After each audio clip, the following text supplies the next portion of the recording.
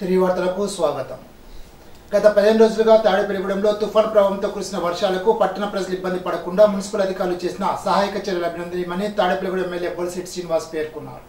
Tadepalligudem municipal కార్యాలయం వద్ద municipal అధికారులతో ఆయన సమీక్షా సమావేశాన్ని నిర్వహించారు. ఈ సందర్భంగా బొలిశెట్టి శ్రీనివాస్ మాట్లాడుతూ అధికారులంతా సమిష్టి కృషితో ముంపు ప్రాంతాల్లో చేపట్టిన సహాయక చర్యలతో ప్రజలు ఇబ్బందులు లేకుండా చేశారని అన్నారు. ఇదే మాదిరిగా రాబోయే రోజుల్లో ప్రజలకు అధికారులు అండగా నిలిచి ఏ పని మీద వచ్చిన వారిని నవ్వుతూ ఇంటికి పంపించేలా ఉండాలని అన్నారు.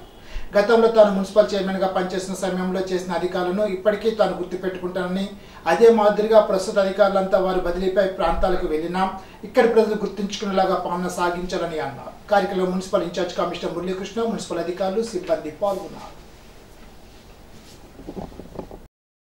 వరదలో ఇబ్బంది పడ్డ ప్రతి బాధితుడిని కూటమి ప్రభుత్వం ఆదుకుంటుందని తాడేపల్లిగూడెం ఎమ్మెల్యే బొలిశెట్టి శ్రీనివాస్ పేర్కొన్నారు. తాడేపల్లిగూడెం మండలంలోని ఎర్రకాలువ వరద ముంపులో నిరాశ్రయుల బాధితులకు ప్రభుత్వం తక్షణ సహాయ కార్యక్రమంలో సోమవారం ఆయన పాల్గొన్నారు.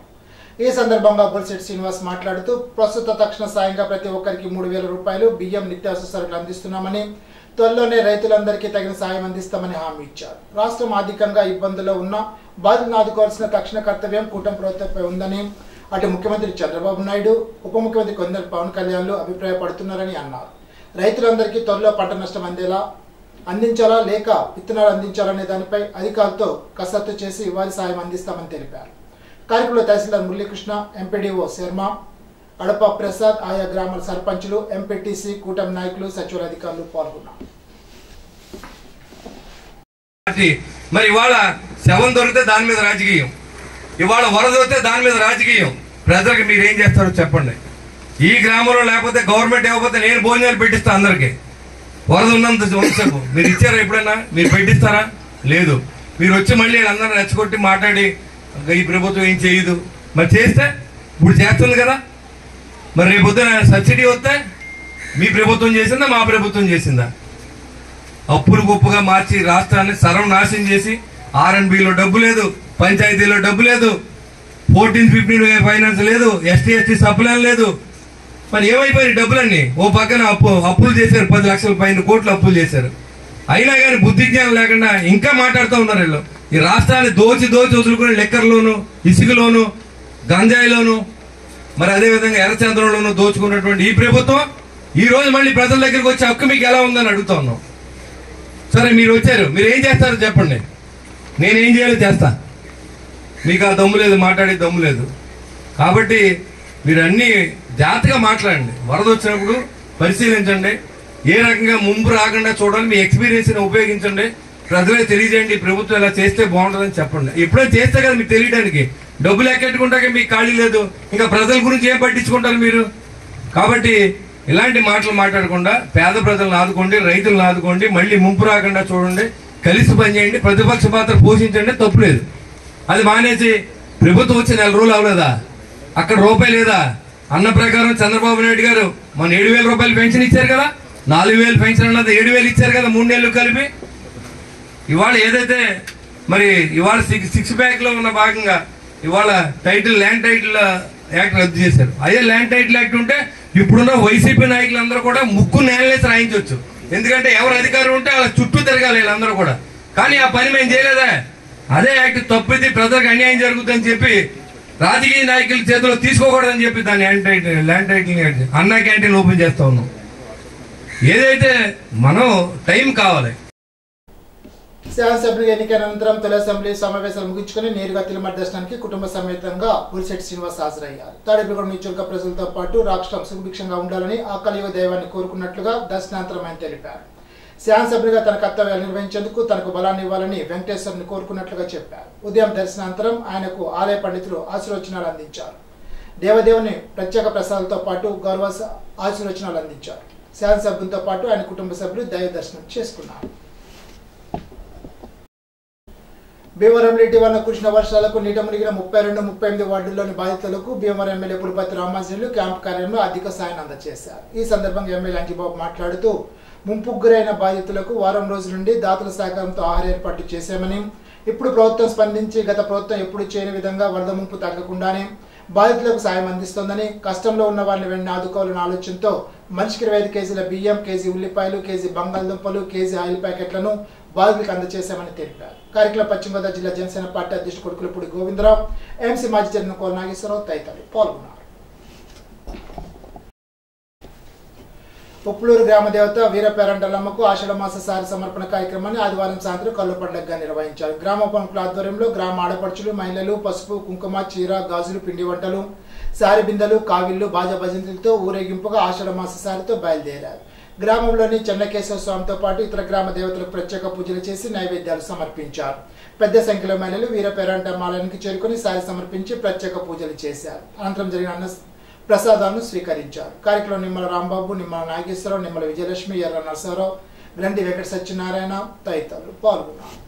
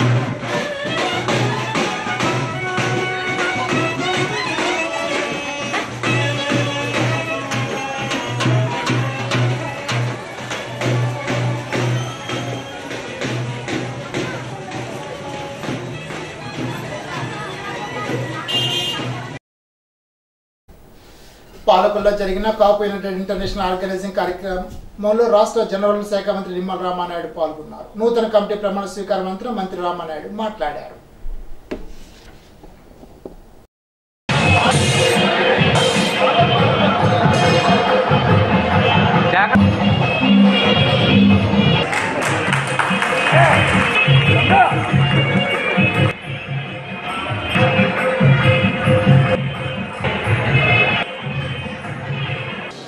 ఏదైతే ఈరోజు ఈ యొక్క కాపు ఇంటర్నేషనల్ సర్వీస్ క్లబ్ యొక్క డైరెక్టర్ గారు అయినటువంటి ముచ్చర్ల సంజయ్ గారు, నూతన అధ్యక్షులుగా ప్రమాణ స్వీకారం చేస్తున్నటువంటి రామ్మోహన్ రావు గారు, మరి సెక్రటరీగా మరి దుర్గా ప్రసాద్ గారు, అదేవిధంగా ప్రెసిడెంట్గా మదన్ మోహన్ గారు, మరి వీళ్ళందరితో పాటుగా ఈ యొక్క కమిటీ సభ్యులుగా ప్రమాణ స్వీకారం చేస్తున్నటువంటి ప్రతి ఒక్కరికి, అదేవిధంగా అవార్డు కమిటీ చైర్మన్గా మన అయ్యప్ప నాయుడు గారు, అంటే ఈ రకంగా ఈ యొక్క క్లబ్ని భవిష్యత్తులో మంచి ఉన్నతమైనటువంటి స్థితికి స్థాయికి తీసుకెళ్లేటువంటి విధంగా ఇంత మంచి మనస్తత్వం కలిగినటువంటి వాళ్ళు, మంచి సేవా దృక్పథంతో పనిచేసేటువంటి వాళ్ళు ఈరోజు ఈ యొక్క కాపు ఇంటర్నేషనల్ సర్వీస్ క్లబ్కి రావడం, వారి యొక్క పదవి బాధ్యతలు వహించడం చాలా సంతోషం. అందుకు ప్రత్యేకించి వాళ్ళందరికీ కూడా పేరు పేరున కూడా హృదయపూర్వకమైనటువంటి అభినందనలు. నేను కూడా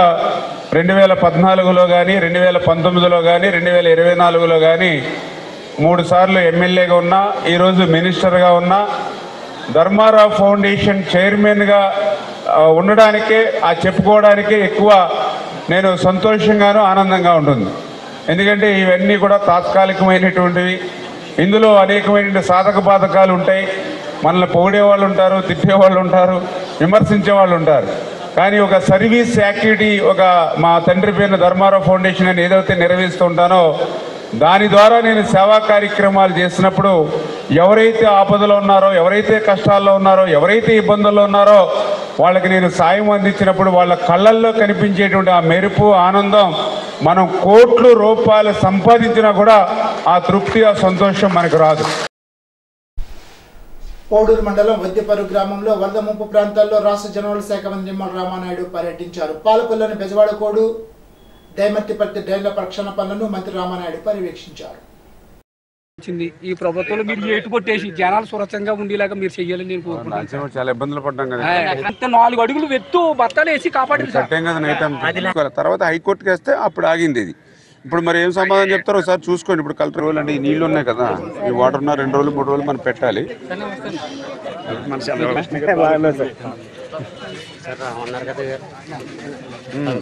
బాధల్లో ఉన్నారు మీరు, కనీసం మీ బాధలు పూర్తిగా తీర్చలేకపోయినా ఏదో కనీసం మీకు కడుపు నింపడానికి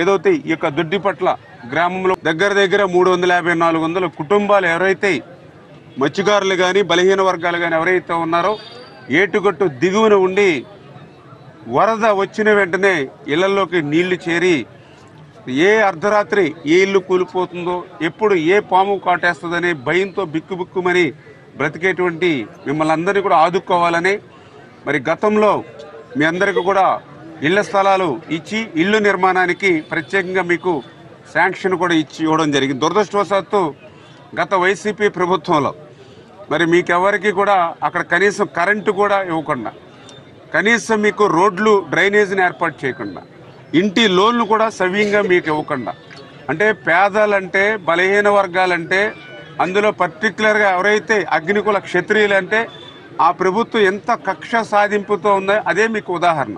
ఈవేళ ఏదో వరద వెళ్ళిపోయిన తర్వాత తీరిగ్గా వచ్చి మీకు ఇవ్వట్లా, వరద ప్రారంభమైన మొదటి రోజే.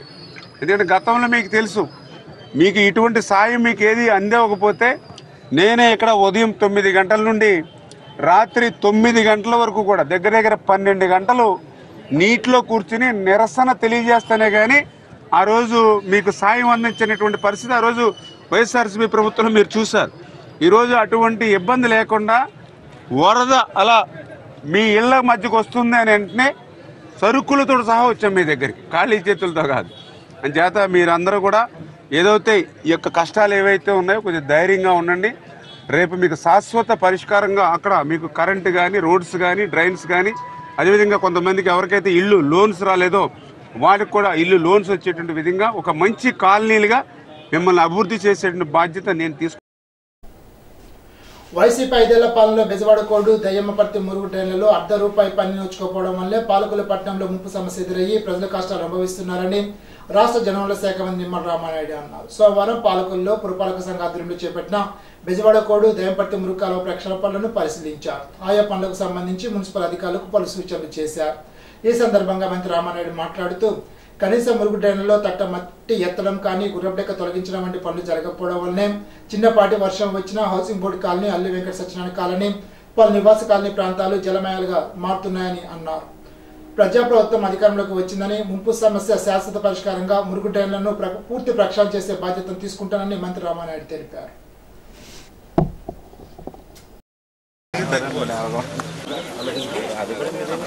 బెజవాడ కూడా ఏదైతే ఉందో 5 సంవత్సరాల వైసీపీ పాలనలో ఒక తట్ట మట్టి కూడా తీయకుండా, ఒక్క గొరబడెక్కకు మందు కూడా కొట్టకుండా ఏదైతే నష్టం చేశారో దాని పర్యవసనం బుద్ధిపాటి వర్షం వస్తే హౌసింగ్ బోర్డుకి సంబంధించి దగ్గర 7-8 వార్డులు జలాశయాల మాదిరిగా తయారైనటువంటి పరిస్థితి.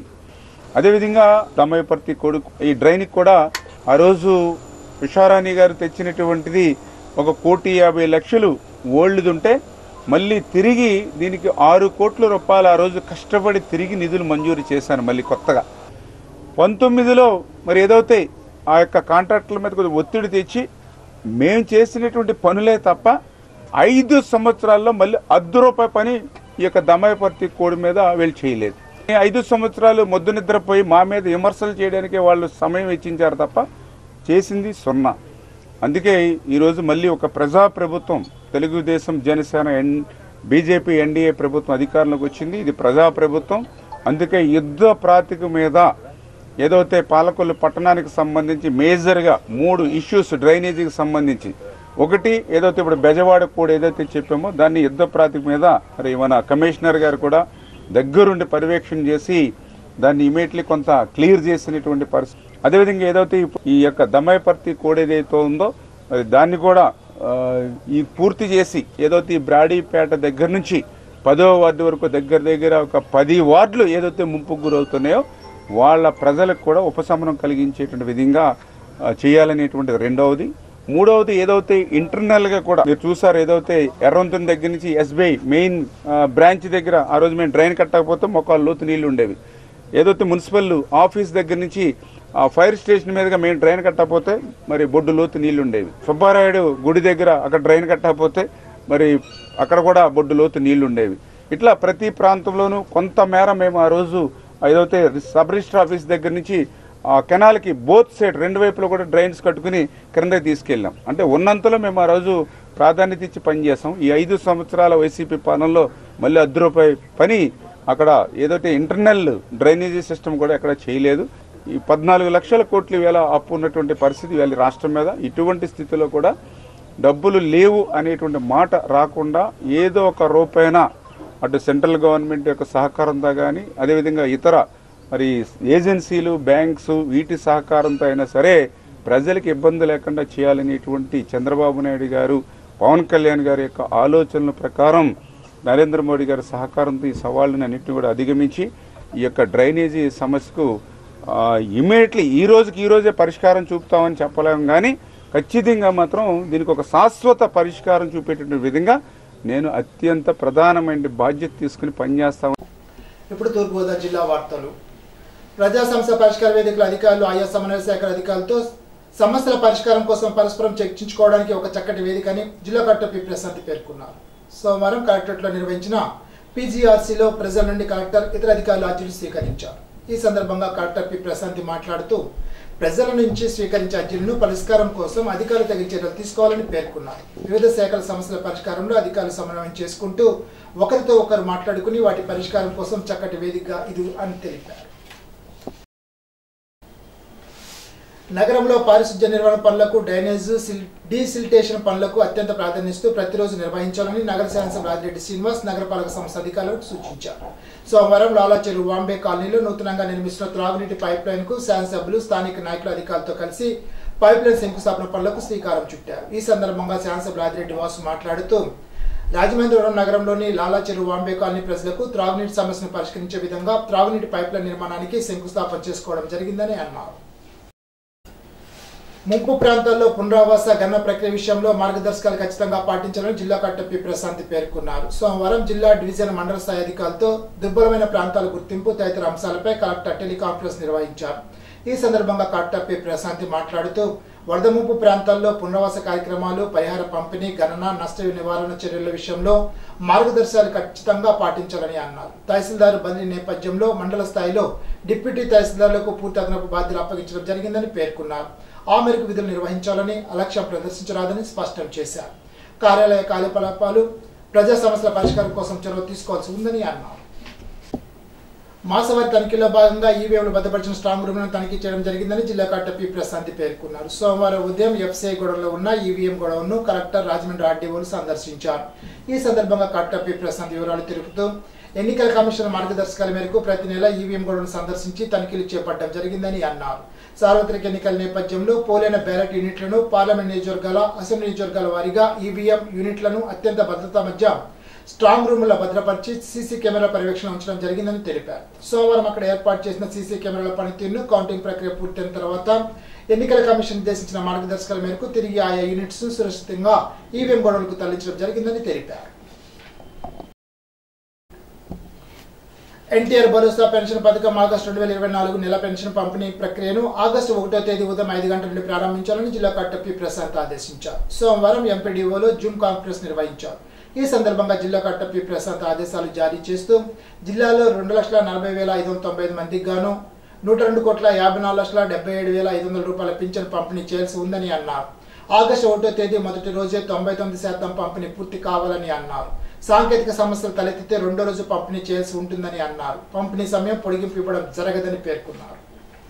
ఇప్పుడు ఏలూరు జిల్లా వార్తలు. జిల్లాలోని రైతాంగ సమస్య పరిష్కరించాలని కోరుతూ మీకోసంలో ఆంధ్రప్రదేశ్ రైతు సంఘ ఆధ్వర్యంలో జిల్లా కలెక్టర్ కె వెట్రి సెల్వుకు రైతులు కౌలు రైతులు వినతి పత్రాలు అందజేశారు. కొద్దిసేపు జిల్లా కలెక్టర్ జిల్లాలో రైతాంగ సమస్యలపై రైతు సంఘ నాయకులతో చర్చించారు. ఈ సందర్భంగా ఆంధ్రప్రదేశ్ రైతు సంఘ జిల్లా కార్యదర్శి కె శ్రీనివాస్ మాట్లాడుతూ రైతులకు ధాన్యం బకాయి సొమ్ములు వెంటనే చెల్లించాలని కోరారు. అన్నదాత సుఖీభావ పథకం వెంటనే అమలు చేసి రైతులకు కౌలు రైతులకు పెట్టుబడి సాయాన్ని 20,000 అందించాలని అన్నారు.